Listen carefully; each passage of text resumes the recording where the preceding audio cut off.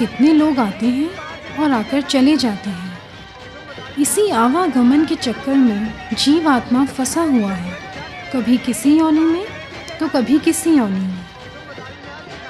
प्रिय भाई, इस एकांत में बैठा मैं यही सोच रहा हूँ कि किस प्रकार सरफ कर्मों का क्षय करके जन्म मरण रूपी संसार से जीवात्मा को मुक्त किया जा सकता है। तेरा तो दिमाग खराब हो गया है जो ऐसी बातें सोचता रहता है। ऐसी जटिल बातें सोचने समझने की अभी तेरी अवस्था नहीं है। चल मेरे साथ, पिताजी हमारी राह देख रहे हैं। चल चल।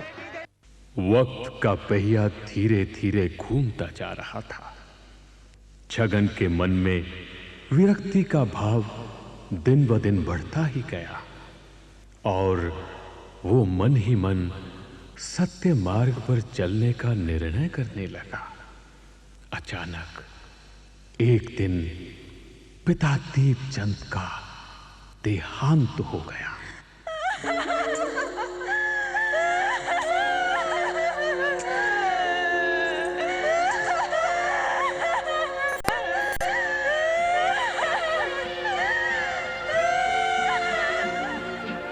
जाएगा जब यहाँ से कुछ भी न पास होगा, 2 गज कफन का टुकड़ा तेरा लिबास होगा। जाएगा जब यहाँ से कुछ भी। समय ने एक और करवट ली। पिता के परलोक गमन के बाद माता इच्छा देवी रोगग्रस्त हो गई और वो दिन आ गया जब मृत्यु शैया पर पड़ी वो अपने जीवन की अंतिम घड़ियां गिन रही थी।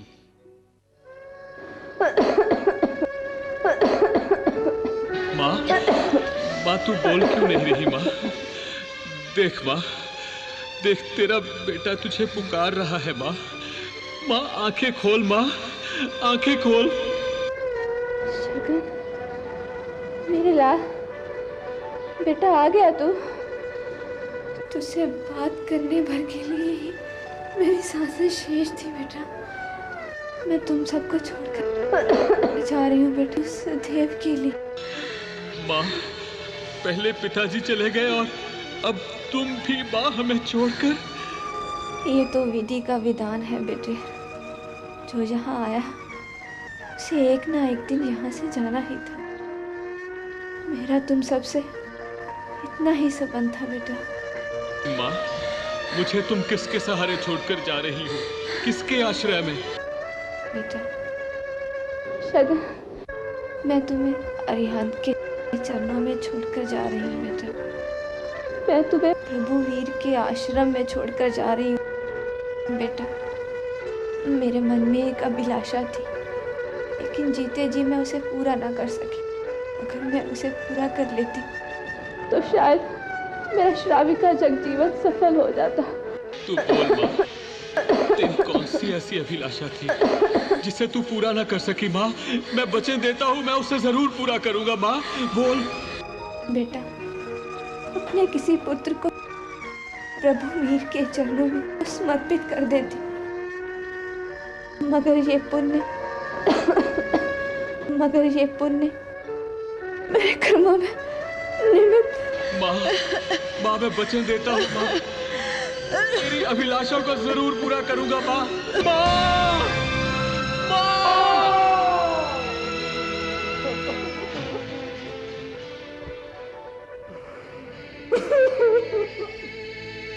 माता के वियोग से छगनलाल को जीवन की नश्वरता का ज्ञान हो गया।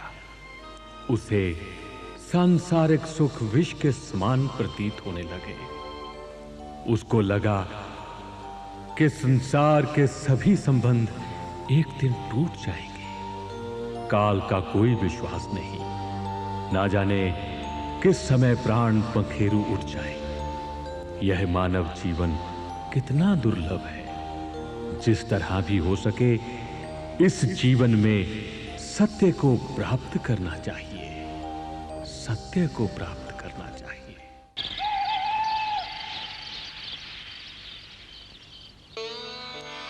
मधु, भगवान ने 2 प्रकार के धर्म बताए हैं, श्रावक धर्म और साधु धर्म। दोनों का उद्देश्य वीतरागत्व प्राप्त करना है। साधु धर्म और श्रावक धर्म तो साधना है और वीतरागत्व साध्य। जो इन धर्मों का पालन करता है वो साधक है। साधक जिस तीव्रता से आगे बढ़ता है, साध्य उतना ही उसके निकट आता है। समझे?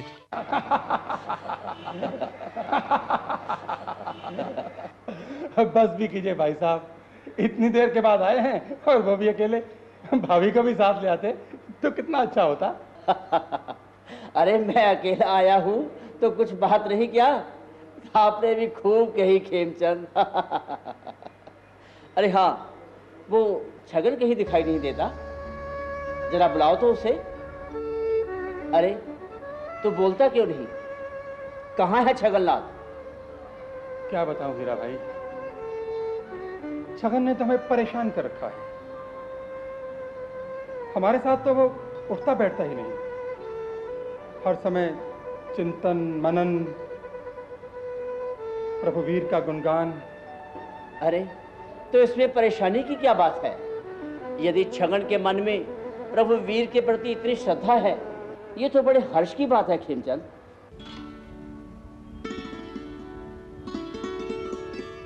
महाराज की वाणी में से तो अमृत टपकता है, जी करता है कि उसका रसपान करता ही रहूं। महाराज की वाणी में तो जादू है। महाराज की वाणी में कितनी सादगी है, उनका अर्थ तो मन की गहराई तक जाता है। आत्मा के शुद्ध स्वरूप को जानने के लिए, आवागमन के चक्कर से मुक्त होने के लिए तथा वीतराग के शुभ मार्ग पर चलने के लिए मेरे मन में तो महाराज श्री से दीक्षा ग्रहण करने की भावना उत्पन्न हो गई है। अरे छगन, तूने तो मेरे मुंह की बात छीन ली। क्यों मित्र हरि, दीक्षा ग्रहण करने को तुम्हारा मन नहीं करता क्या? क्यों नहीं, मुझे तो बहुत खुशी होगी, किंतु मेरे मन में एक दुविधा है। क्या? वो ऐसे कि तुम लोग तो कुंवारे हो और मैं शादीशुदा, एक बच्चे का बाप, तो क्या ऐसे में अपने घर बार को छोड़कर जाना उचित होगा? इसमें क्या मुश्किल है हरि? प्रभु वीर ने भी तो गृहस्थ जीवन छोड़कर ही साधु जीवन अपनाया था। इसमें तो तुम्हें कोई संशय नहीं होना चाहिए। अब मेरे मन में कोई संशय बाकी नहीं। तुम जब कहो मैं दीक्षा ग्रहण करने के लिए तैयार हूँ। तो ठीक है मित्रों, आज से तीसरे दिन हम लोग अहमदाबाद जाएंगे और महाराज जी से दीक्षा के लिए प्रार्थना करेंगे। ठीक है। चलो ये पक्का रहा। चलो। मैं अपनी पत्नी और बच्चे को कैसे छोड़ूंगा? अभी 2 ही तो साल हुए हैं मेरी शादी को। मैं अपनी पत्नी के वो प्यार भरे संवाद कैसे भूल पाऊंगा? जब तक मैं अपने बच्चे के खिलखिलाते हुए चेहरे को नहीं देख लेता, तब तक मुझे नींद नहीं आती। ये दीक्षा का फैसला तो मैंने जल्दबाजी में ही ले लिया। लेकिन मेरे दोस्त, अगर उन्होंने दीक्षा ले ली तो मैं अपने दोस्त कहां से पाऊंगा? मुझे ऐसे दोस्त फिर कहां मिलेंगे?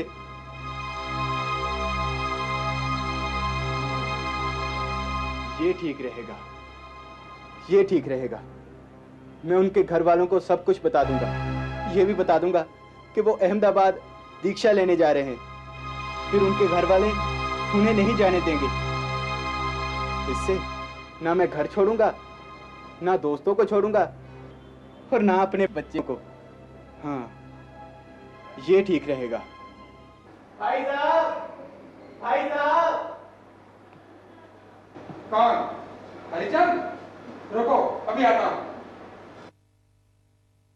क्या बात है हरिचंद, आज अकेले घूम रहे हो? तुम्हारी जुंडली कहाँ गई? कुछ मालूम है आपको? सब गड़बड़ हो रहा है। अगर समय रहते कुछ ना किया गया तो आप हाथ मलते रह जाएंगे। क्यों? कोई दुर्घटना हो गई है क्या? हुई तो नहीं, लेकिन लगता है बहुत जल्द हो जाएगी।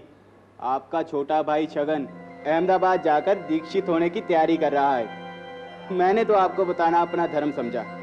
आगे आप जानिए और आपका काम। मैं तो चला। क्या छगन दीक्षा लेने जा रहा है? जरा देखो तो। छगन! छगन! कहाँ हो तुम? छगन! छगन! क्या बात है भाई साहब, आप इतने आवेश में? वो बात छोड़ो, मेरे को एक बात बताओ। तुझे इस घर में रहकर कोई कष्ट है क्या, जो तू हमें छोड़कर जाना चाहता है? हमारे में कोई कमी है क्या? आखिर करना क्या चाहता है तू? बोलता क्यों नहीं? भाई साहब, मैं तो अपने जीवन को सफल और सार्थक बनाना चाहता हूँ। आत्मिक रूप से जागृत हो जाना चाहता हूँ भाई साहब। आत्मबोध प्राप्त करना चाहता हूँ। ऐसी बड़ी बड़ी बातें मत कर मेरे साथ। मैं तुझे अपने से दूर नहीं जाने दूंगा। भाई साहब, अब तो सत्य के जिस मार्ग की ओर मेरे पांव बढ़ चुके हैं, वहां से मैं वापिस नहीं मुड़ सकता। तो तू इस तरह नहीं मानेगा। चल मेरे साथ। नहीं भाई साहब, चल अंदर। नहीं भाई साहब, देखता हूं तेरे कदम किस मार्ग की तरफ जाते। चल अंदर। न्याय वो निधि श्रीमद विजयानंद सूरी जी महाराज संबत 1942 का चातुर्मास सूरत नगर में संपन्न करने के बाद बड़ौदा पधारे तो ऐसे क्रांतिकारी संत का दर्शन पाने के लिए छगन का मन लालायित हो उठा और वैराग्य की सुप्त भावना एक बार फिर जागृत हो उठी और धर्म लाभ लेने के लिए गुरु महाराज के समक्ष पहुंच गए। धर्म के 4 प्रकार हैं: दान, शील, तप और भाव। दान देकर, ब्रह्मचर्य पालकर, तप करके और भावना। धर्म के इन 4 अंगों का यथाशक्ति पालन करना चाहिए। दान वही दे सकता है जिसके पास धन है, परंतु शील, तप और भावना को निर्धन से निर्धन व्यक्ति भी कर सकता है। शुभ संकल्पों के द्वारा मन को संयमित किया जा सकता है। किसी न किसी धार्मिक कार्यों में मन को लगाए रखने से इसकी चंचलता और मुखरता कम होगी। जिसने मन को साध लिया उसने सब कुछ पा लिया। यह मत भूलो कि नम्रता और निरअभिमानिता प्रमुख गुण हैं।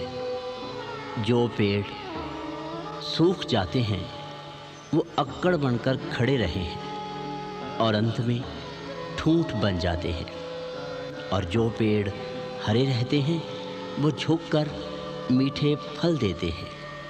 इस तरह वे झुककर अपनी उत्तमता और महानता प्रकट करते हैं। आज का प्रवचन यही समाप्त करते हैं। चलो भाई, आशीर्वाद। चलो बालक, सब लोग जा चुके हैं, तुम यहाँ अभी तक बैठे हो। घर नहीं जाओगे क्या?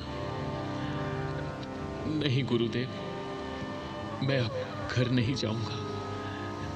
गुरुदेव, मुझे तो कहो बालक, संकोच मत करो। तुम्हें क्या चाहिए? गुरुदेव, मुझे धन चाहिए। धन चाहिए? लेकिन बेटा, हम तो साधु हैं, हम अपने पास धन नहीं रखते।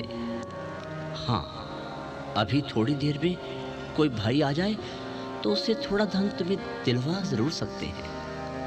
नहीं गुरुदेव, जिस धन की तलाश मुझे है वो धन तो आपके पास भरा पड़ा है गुरुदेव। हाँ गुरुदेव, हाँ। मुझे नश्वर धन की आवश्यकता नहीं है। मुझे तो आत्म कल्याण रूपी धन चाहिए, जिससे मेरे जन्म मरण की व्याधि मिट जाए गुरुदेव। बोलिए गुरुदेव, जवाब दीजिए गुरुदेव। आप मुझे धन देंगे ना? जवाब दीजिए गुरुदेव, आप मुझे धन देंगे ना? बालक, तुम्हारी मनोकामना पूर्ण हो। भाई साहब, अगर मुझे आप आज्ञा दे तो मैं महाराज जी के साथ अगले पड़ाव तक जाऊं? नहीं। उनके छानी तक पहुंचते ही मैं वापस आ जाऊंगा भाई साहब। तुम्हें कह दिया ना नहीं जाना, चलो अपने कमरे में जाओ। आखिर मेरे साथ ये व्यवहार क्यों कर रहे हैं आप? गुरुजनों के प्रवचन सुनना, उनके साथ बातें करना, उनके संसर्ग में रहना मुझे अच्छा लगता है। इसमें तो कोई बुराई नहीं। क्यों रोक रहे हैं आप मुझे? आखिर क्यों? मैं तुम्हें वहां जाने से रोक रहा हूं सिर्फ इसलिए कि मैंने मां को वचन दिया था कि छगन के अच्छे बुरे का जिम्मेदार मैं हूंगा। मैं तुम्हें वहां जाने से इसलिए रोक रहा हूं कि इतने बड़े कारोबार में मुझे तेरी जरूरत है। तुम्हें वहां जाने से इसलिए भी रोक रहा हूं कि कल को लोग ये न कहें कि माँ बाप की मौत के बाद खेमचंद अपने परिवार को संभाल न सका, अपने कर्तव्य को पूरा नहीं कर सका। भाई साहब, यदि आप मुझे रोकेंगे, मेरे कर्तव्य का क्या होगा? उस वचन का क्या होगा जो मैंने अपनी मरती हुई मां को दिया था? आपको तो लोक सम्मान की पड़ी हुई है। मेरे बारे में सोचिए। मां के अंतिम वचनों के बारे में सोचिए, जिसमें उन्होंने कहा था भैया कि अपने एक बेटे को अरिहंत के चरणों में समर्पित करने की अभिलाषा मन में रह गई है। भाई साहब, अब अगर मैंने सत्य मार्ग पर जाने का संकल्प ले ही लिया है, तो क्यों मेरे मार्ग में रोड़े अटका रहे हैं आप? क्यों आखिर?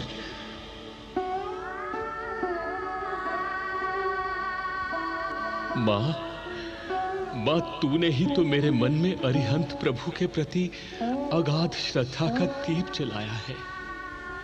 तूने ही तो मुझे समायक, श्रवण, स्वाध्याय आदि धर्म क्रियाओं का बोध कराया है मां। तूने ही तो मुझे धर्म की साधना के लिए दान, शील, तप और भावना से अवगत करवाया। तूने मुझे इतने संस्कार दिए मां, जिनका ऋण मैं कभी नहीं चुका पाऊंगा, कभी भी नहीं चुका पाऊंगा। मैं गुरु महाराज जी के पास जरूर जाऊंगा। मैं दीक्षा ग्रहण जरूर करूंगा मां। मुझे कोई नहीं रोक सकता मां, मुझे कोई नहीं रोक सकता।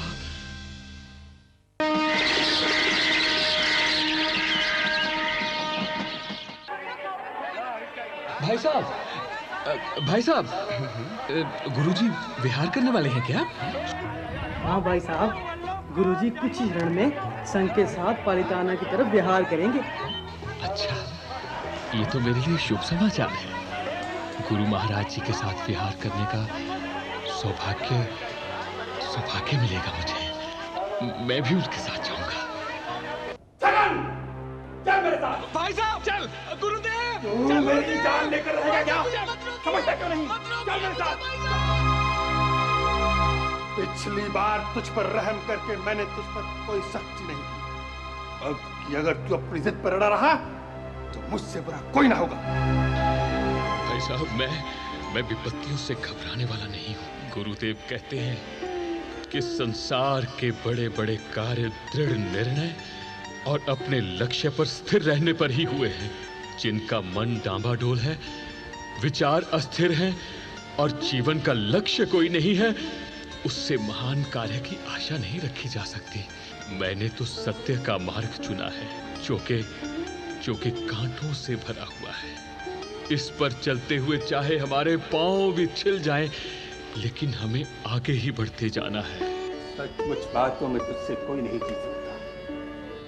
देख, मैं तेरा कोई दुश्मन थोड़ा ही हूं, भाई हूं मैं तेरा, बड़ा भाई। प्यार करता हूं तुमसे, कोई कष्ट हो तो अपने पर लेने को तैयार हूं, लेकिन तू है कि मैं आपकी भावना को समझता हूँ। मेरे दिल में आपके सम्मान की भी कमी नहीं है। मुझे गम तो सिर्फ इस बात का है कि आप मेरी मन स्थिति नहीं जानते भाई साहब। पागल बना देगा तू मुझे। अब मैं तुझे कैसे समझाऊं, कैसे? धैर्य से काम लो खेमचंद, धैर्य से। मैं तो इसे समझा कर थक गया हूं भाई साहब। अब आप ही बताएं मैं क्या करूं? छगन को इस विषय में कुछ मत कहो। अभी ये नासमझ है, धीरे धीरे सब समझ आएगा। भाई साहब, मुझ पर एक करम कीजिए। मैं गुरुदेव के साथ पालीताना जाना चाहता हूँ। गुरुदेव के पास जाना चाहता हूँ। मुझे कृपया वहां भिजवा दीजिए। तो फिर देखा भाई साहब आपने, देखा आपने? तुम शांत रहो खेमचंद।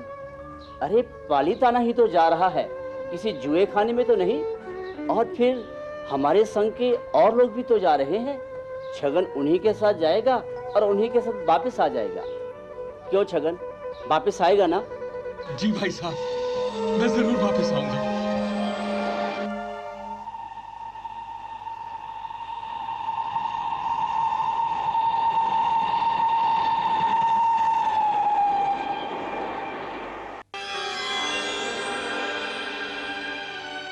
सबसे पहले तुम निर्भयता का पाठ पढ़ो। जैन धर्म तो वीरों का धर्म है। तुम अपनी आत्मा में कितनी शक्ति को संचित करके बैठे हो, उस शक्ति को पहचानो। तुम अतुल बल, अक्षय शक्ति और अखंड जागृति के स्रोत हो। फिर डर काहेगा? संसार का प्रत्येक जीव, चाहे वह कितना ही क्षुद्र और सामान्य क्यों ना हो, जैन धर्म की दृष्टि से प्रत्येक जीव परमात्मा, वीतराग और तीर्थंकर बनने की क्षमता रखता है। मनुष्य यदि इस क्षमता को पहचानता है तो वह